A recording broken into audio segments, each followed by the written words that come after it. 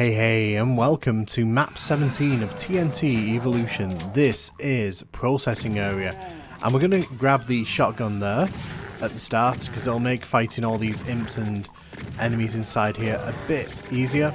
We want to make sure we grab the attention of the chain gunners and make sure that we take them out because they can absolutely shred you if you're not careful.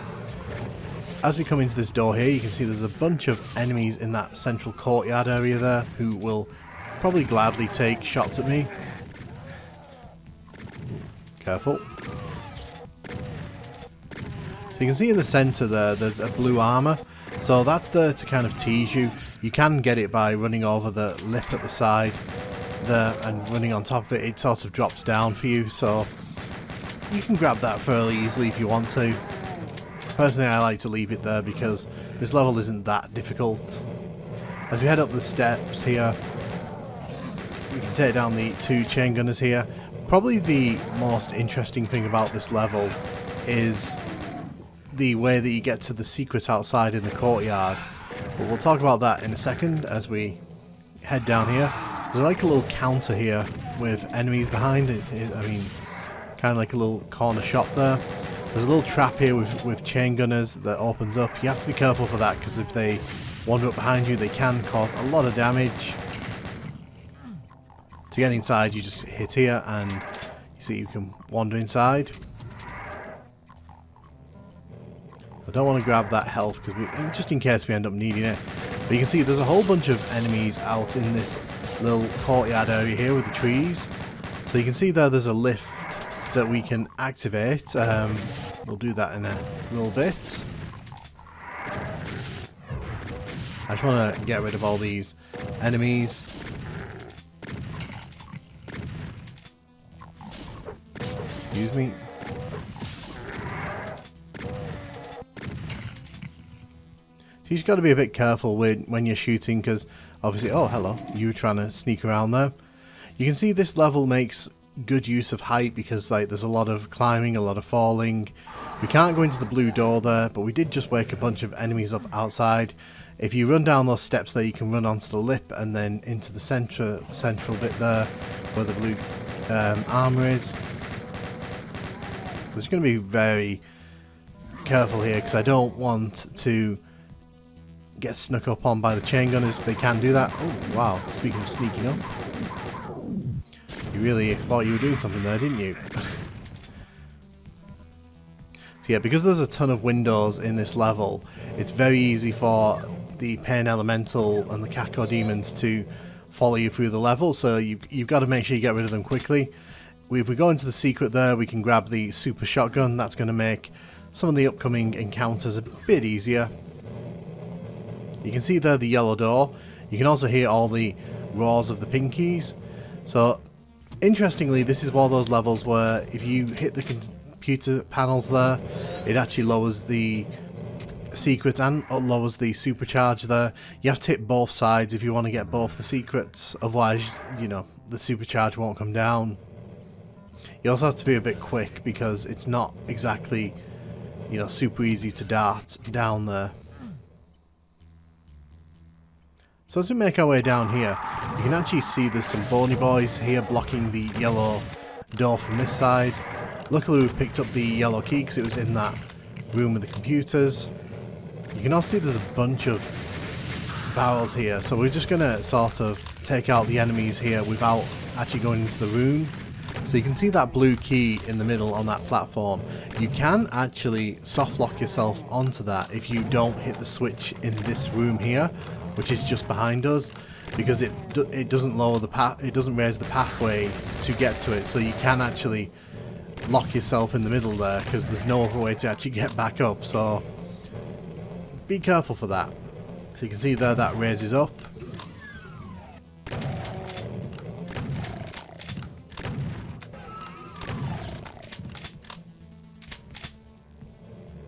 So there's some spectres down in the toxic here. So the way that we get out, you can't get out any other way. You've got to raise this. Obviously, if you didn't raise that, you know, then good luck getting out of here. So what I like to do, I like to come stand here, and then once the pinkies start teleporting in, I just shut the door because they can't actually follow us. And then I like to come here and just admire them. As you can see, they're all spawning in at that door over there. They're not too much trouble, but to be honest, I'd rather just deal with them when we get more powerful weapons. So as we make our way up here, this is the blue door here. There is a mancubus in the centre of this room, so we've just got to be careful of his shots.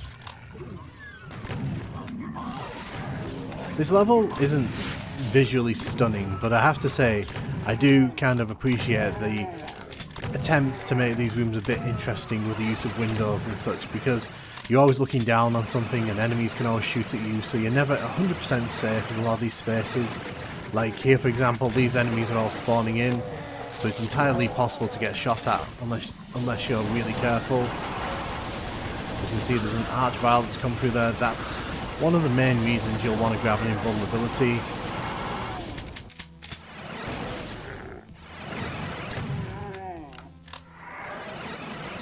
Excuse me. I think that's it for this. You can see that wasn't too difficult. Obviously we had the invulnerability there to help us out, but going around that loop up there actually opens up this little side area for us. So this lets us come outside here. So the plasma rifle actually makes this very easy. So when you hit this switch, it actually opens the door on the far side of the level, so you can actually go into the other outdoor area. But right now I'm just going to eliminate the pinky infestation here.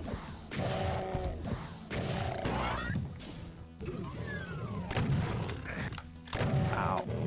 It's a bit silly of me to get bitten there, wasn't it?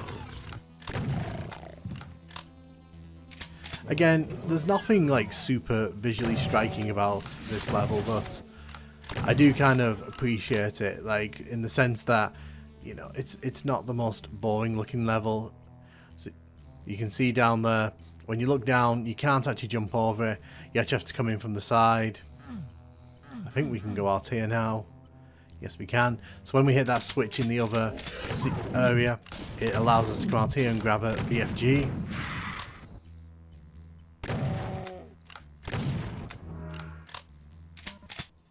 Once you've got your hands on the super shotgun or you've grabbed a chain gun, this level's difficulty kind of decreases rapidly. You can see there's the exit. And yeah, that's processing area. Obviously if you want to grab that blue armor, it's not that difficult. You run from the side and just jump in to grab it. I never really go for it because, you know, gotta leave something behind for the next person.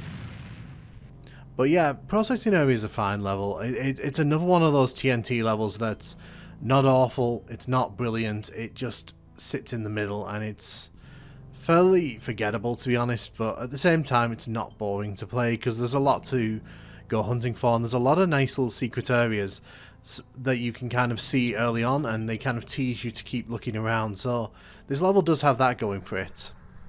Now this is actually one of the levels that actually gets a PS1 conversion, and there are some interesting choices made here. Let's take you down. So the big change, and you've probably noticed it already if you were watching the PC version, there's no shotgunners on this level. So immediately you don't get a shotgun at the start of the level here, and that just kind of makes this a bit more awkward, because a lot of Doom levels will give you a shotgun early on, either by killing a shotgunner or putting one on the floor, just because it kind of speeds up the process at the start of the level. So really the only option you have here is to either run for the super shotgun, which is guarded by two chain gunners, or run down this way and kill this chain gunner to grab his weapon. So the way you play this one from a pistol start is actually quite different. Was just turning around there just to see if there's any ammo, but it seems that I've already picked that up. The two things about this level that always stand out to me though are, one, these super long corridors, because a bunch of enemies can chase you down and sort of follow you across the level pretty easily, as the chain gunners kind of show when they shoot you from a great distance. And number two, there's, oh yeah, I saw that lost soul then. that lost soul then just tried to yeet itself in front of me. And the other thing is just how many windows there are. There's a lot of windows in this level that kind of look into areas where there's quite a few enemies normally. As you can see here, there's a bunch of imps in the center there, and their main purpose is just to chip away at your health. And it's kind of interesting that there's just quite this many windows that allow that to happen, because a lot of these levels in TNT don't tend to have like that many openings for enemies to sort of ambush you like that. But that's one of the things with TNT. A lot of these levels bring very different things to the table, sometimes positive, sometimes negative. But one thing you can't say about TNT is that no two levels are really the same, because there's so much kind of variety on show. Whether that's a good thing or a bad thing, I'll leave that up to you.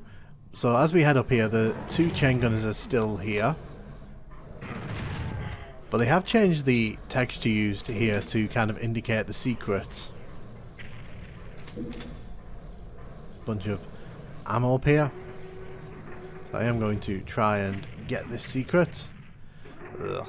So this is where using a D-pad really begins to suck, because as much fun as it is playing the PS1 version of Doom, it also means that you end up playing with a D-pad and you have to sort of strafe around.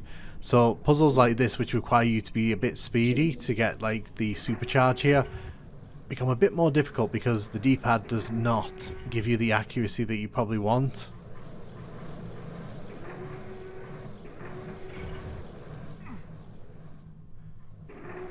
Okay, almost got that there. I do recommend, if you haven't played the PS1 version of Doom in any form, I do recommend giving it a try. The controls can be a bit touch and go, but there is actually a PC conversion that people keep mentioning in my comments that, you know, is probably a good shout if you kind of want to really experience what this is like without the sort of awkwardness of the controls. Me personally, I'm kind of a traditionalist. I like to experience these console ports with the original control schemes, just because I kind of like the sense of playing with a controller and getting to experience this, how people in 1996 would have experienced this. We finally got that supercharge, by the way. Because remember, other than the PC version, this was the only way you could experience Final Doom on any other console, because like other than this PS1 version, this did not make it to any other consoles, and it would be a long time before it was attempted again after this. So it's kind of remarkable that PlayStation gamers even got to experience this at all. Even if I do think that the selection of levels in the TNT section is a bit underwhelming. But then again, I also think the Plutonia selection's very underwhelming. Anyway, you can see here, oh wow, we've got Bony Boys. Okay, that's interesting. I didn't think there were Bony Boys on this level. There's definitely not going to be an arch-vile in here though, so this room's going to be infinitely easier already.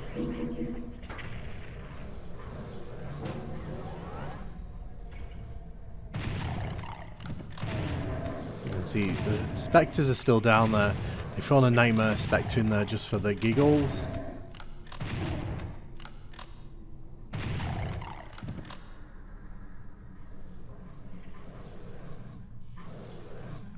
So as I grab this blue key here, I'll be careful to back up, and then, wow, they really do come in a bit quicker here, don't they?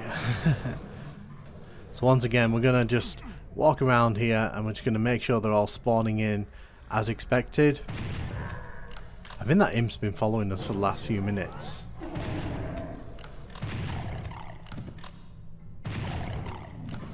Once you've got control of this area, it's a lot easier to deal with these pinkies. You can get overwhelmed if you're not too careful. Hence why I always kind of run out this door, because if you can open and close that door, you can kind of control what the pinkies do and where they kind of go. Let's get rid of you.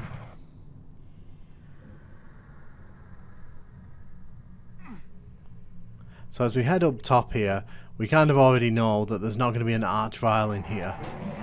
And there isn't going to be a Mancubus, but there is a Bony Boy, so that's something, I guess. I honestly didn't think there were Bony Boys on this level.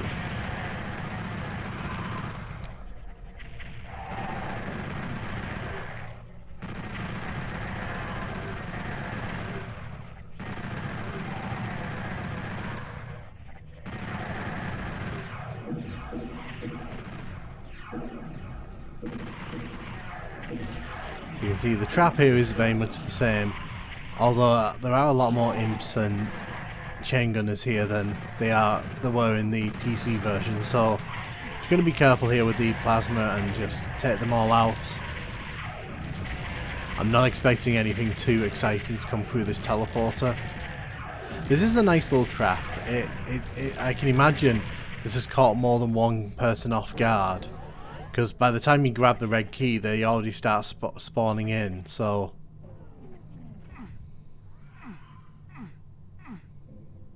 did that not open up? My understanding is that this triggers when you walk around this room. But again, I do like how this room is kind of designed. It's got some nice little windows so you can kind of see the enemy spawning in, they can shoot at you, and you can shoot at them, so it creates a nice little unique arena. Oh, it's all the way down here. Maybe I didn't go down far enough. So you can see there isn't an Arachnotron outside here in this version.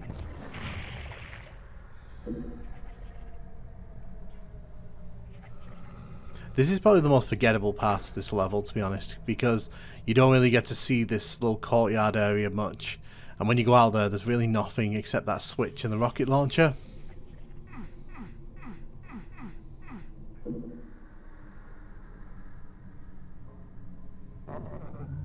So as we head out here, oh right, I forgot about you.